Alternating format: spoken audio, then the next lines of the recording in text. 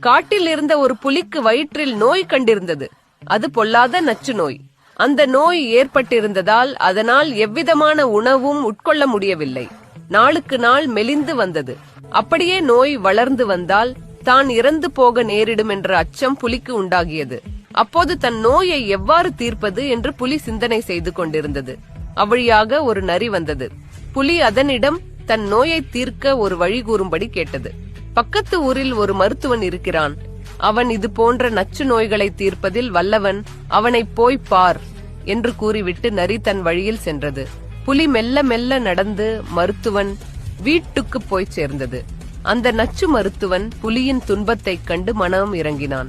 அதற்கு தகுந்த மருந்து கொடுத்து நோயை குணப்படுத்தினான். நோய் தீர்ந்தவுடன் புலிக்கு பசி எடுத்தது. அத்தனை நாட்களாக ஒன்றும் தின்னாமல் இருந்ததால் பசி அதிகமாயிருந்தது. உடனடியாக ஏதாவது தின்ன வேண்டும் போல் இருந்தது. தன் நோயை தீர்த்தவன் என்று சிறிது கூட எண்ணிப்பாராமல் புலி மருத்துவன் மீது பாய்ந்தது. அவனை அறைந்து கொன்று உடலை கிழித்து தின்றது.